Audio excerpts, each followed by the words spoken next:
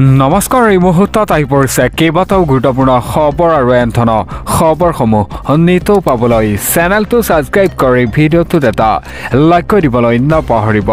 তেনে বলক নকৰি খবৰকেইটা আৰম্ভ কৰোঁ। দৰ্শকসকল এই মুহূৰ্তত দিব লৈছোঁ প্ৰথমটো খবৰ।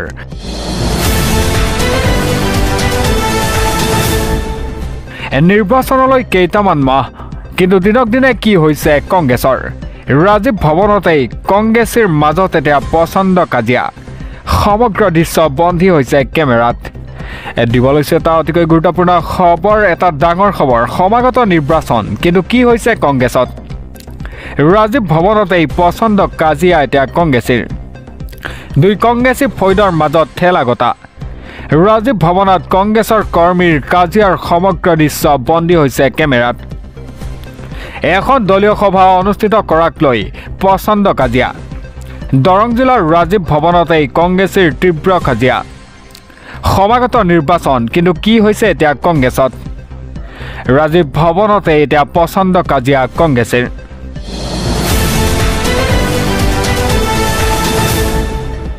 খবৰ 1250 টকা আৰু 10,000 টকা দি অসমীয়া জাতিটোক শেষ কৰি পেলাইছে। অসমীয়া মানুহৰ দৰে সহজ সৰল মানুহক ঠগি আহিছে হিমন্ত চৰকাৰে। মুছলমানক ভয় খুৱাই জাতিটো উদ্ধাৰ কৰিব নোৱাৰে।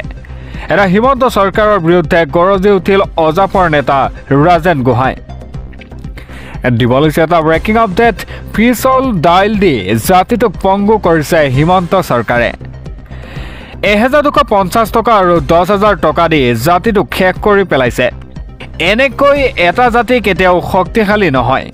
ধাৰ লৈ লৈ দুখীয়া মানুহৰ মন জয় কৰি ভোট ল'ব বিচাৰিছে। এটা মুছলমানক ভয় খুৱাই জাতি উদ্ধাৰ কৰিব নোৱাৰে। উচ্ছেদ চলাই জাতি থিয় কৰাব নোৱাৰে বুলিও কয়। এটা সস্তীয়া ৰাজনীতি এৰক ৰাজ্যৰ মুখ্যমন্ত্ৰী ডক্টৰ হিমন্ত বিশ্ব শৰ্মাই। প্ৰতিশ্ৰুতি দি প্ৰতিশ্ৰুতি পূৰণ কৰা নাই বিজেপিয়ে। ড্ৰাইভাৰৰ পৰা ৰাজমিস্ত্ৰী, শাক পাচলি বেপাৰীলৈকে মুছলমান। 500 ড্ৰাইভাৰো সৃষ্টি কৰিব নোৱাৰিলে হিমন্ত চৰকাৰে। এটা নতুন প্ৰজন্ম চৰকাৰৰ ভুৱা প্ৰলোভনত ভুল নাযাব। নতুন প্ৰজন্মই কাম কৰিবলৈ আগবাঢ়ি আহক। অসমীয়া মানুহৰ দৰে সহজ সৰল মানুহক ঠগি আহিছে বিজেপি চৰকাৰে। এটা অসমীয়া মানুহক ঠগিবলৈ আটাইতকৈ সহজ, এনেদৰে মন্তব্য কৰিছে ৰাজেন গোহাঁই। হিমন্ত চৰকাৰৰ বিৰুদ্ধে গৰজি উঠিল অজাপৰ নেতা ৰাজেন গোহাঁই। দিব লৈছোঁ পৰৱৰ্তী খবৰ। লটাৰী খেলক কেন্দ্ৰ কৰি কুৰুক্ষেত্ৰ। পৰিস্থিতি নিয়ন্ত্ৰণৰ বাহিৰত এটা উদ্যোক্তাক উত্তম মাধ্যম খোদাই উত্তেজিত ৰাইজে সৃষ্টি কৰিলে ভয়ংকৰ পৰিস্থিতি। দিব লৈছে এটা গুৰুত্বপূৰ্ণ খবৰ। উপহাৰ কুপন খেলক কেন্দ্ৰ কৰি ভয়ংকৰ পৰিস্থিতি। মঞ্চ ভাঙি লণ্ডভণ্ড এতিয়া টিকট ক্ৰয় কৰা ৰাইজৰ। জ্বলাই দিলে অনুষ্ঠানৰ আচবাব চকীৰ লগতে বহু বয়বস্তু। সত্যকাম সংঘ পুথিভঁৰাল ভাঙি এতিয়া লণ্ডভণ্ড কৰে। এগৰাকী জ্যেষ্ঠ লোকক ৰাজহুৱাভাৱে অপদস্থ। 5 ডিচেম্বৰৰ সন্ধিয়া 6 বজাত অনুষ্ঠিত হোৱা কথা আছিল খেলখন, কিন্তু নিশা পৰ্যন্ত অনুষ্ঠিত নহ'ল খেলখন। লটাৰী খেলত এতিয়া আছিল বহু লোভনীয় উপহাৰ। এখন বাছ, 6খন 4চকীয়া বাহনৰ লগতে 7খন 2চকীয়া বাহন। খেলৰ টিকট থকা লোভনীয় উপহাৰো দেখুওৱা নহ'ল উক্ত স্থানত। প্ৰথমে আয়োজক কমিটিৰ সৈতে তৰ্কযুক্তত লিপ্ত হয় ৰাইজ। এটা ৰঙিয়াৰ সমীপৱৰ্তী তামোলপুৰৰ ঢোলকুচি গাঁৱত এই ঘটনাটো সংঘটিত হয়। উপহাৰ কুপন খেলক কেন্দ্ৰ কৰি এতিয়া ভয়ংকৰ পৰিস্থিতি। মঞ্চ ভাঙি লণ্ডভণ্ড কৰি টিকট ক্ৰয় কৰা ৰাইজৰ। এটা জ্বলাই দিলে অনুষ্ঠানৰ আচবাব চকীৰ লগতে বহু বয়বস্তু।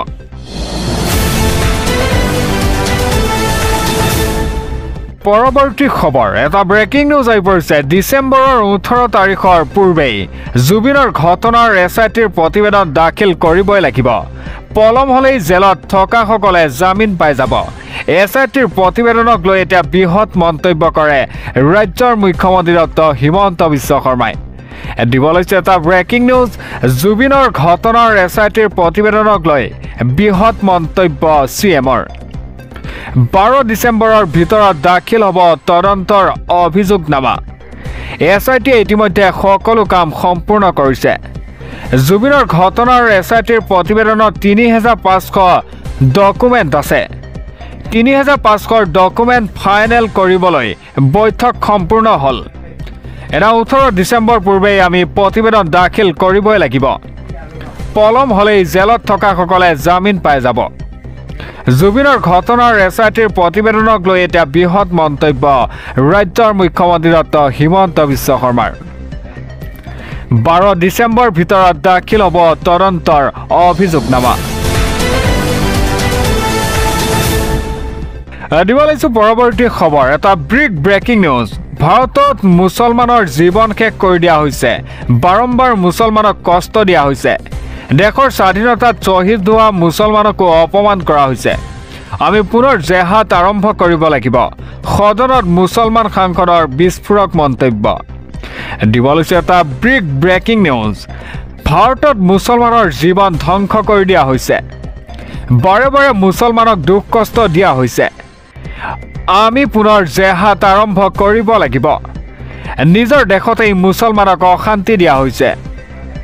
দেশৰ স্বাধীনতা আন্দোলনত শ্বহীদ হোৱা মুছলমানকো অপমান কৰা হৈছে। জেহাদৰ সমৰ্থনত সদনত এতিয়া মুছলমান সাংসদৰ বিস্ফোৰক মন্তব্য। সাংসদ মৌলানা মহিবুল্লাহ নাদভিৰ মন্তব্যই লগাইছে এতিয়া তোলপাৰ। সদনৰ মজিয়াতেই জেহাদ কৰিম বুলি উচতনিমূলক মন্তব্য কৰিছিল।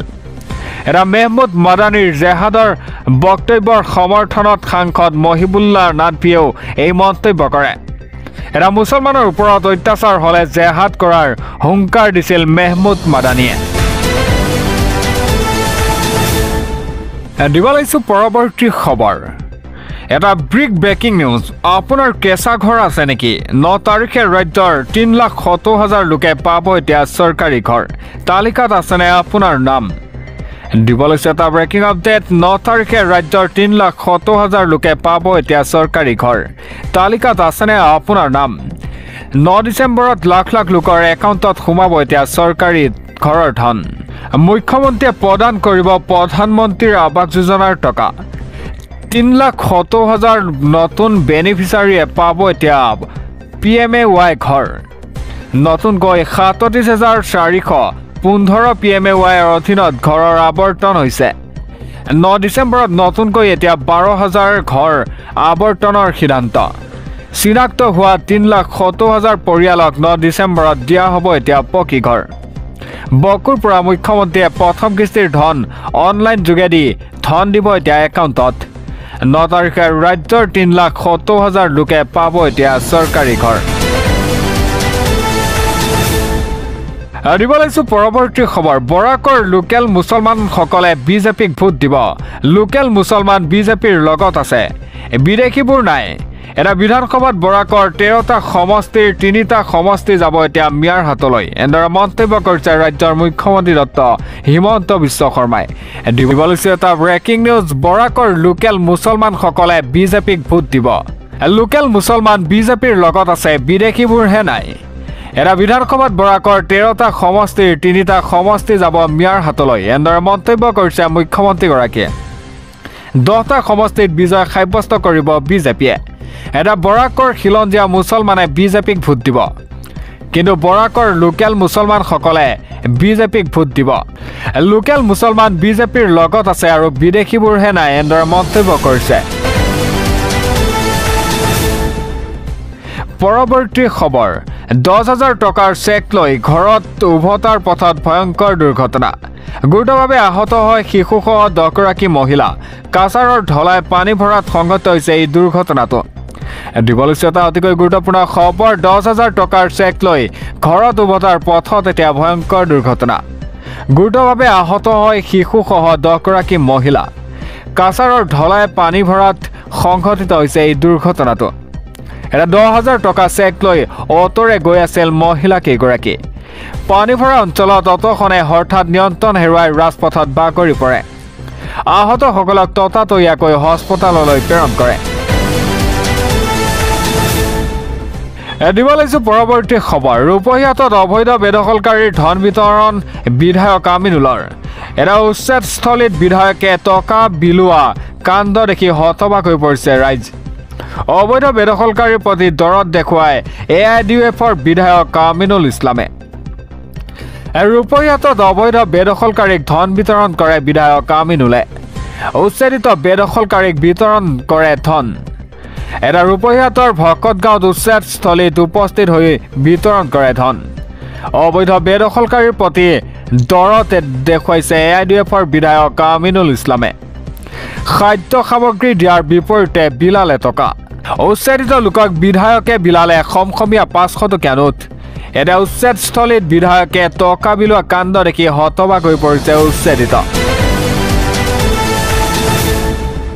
পৰৱৰ্তী খবৰ নিশা মৰণা মাৰি থাকোঁতেই ৰবিউল্লাৰ সৈতে শুকাব ঘটনা সংঘটিত হয় কান্দোনত ভাগি পৰিছে এতিয়া গাঁওবাসী মেচিনত মৰণা মাৰোঁতেই সাৱধান হওক আপুনিও দিব লৈছে এটা ব্ৰেকিং নিউজ নিশা মৰণা মাৰি থাকোঁতেই ৰাজ্যত কৰুণ ঘটনা ধান মৰা মেচিনত সোমাই কৰুণ ঘটনা ৰবিউল্লাৰ নিশা মেচিনত ধান মাৰি আছিল ৰবিউল্লাই এটা মেচিনত ধান দি থকাৰ সময়তেই ধানৰ সৈতে টানি নিয়ে ৰবিউল্লাক ফলত মুহূৰ্তৰ ভিতৰতেই মেচিনত সোমাই কৰুণ মৃত্যু ঘটে কৃষক ৰবিউল্লাৰ এই ঘটনাৰ পিছতেই এতিয়া অঞ্চলটোত শোকাকুল পৰিৱেশ ঢেকিয়াজুলিৰ কুতুলুডুবত সংঘটিত হৈছে এই ঘটনাটো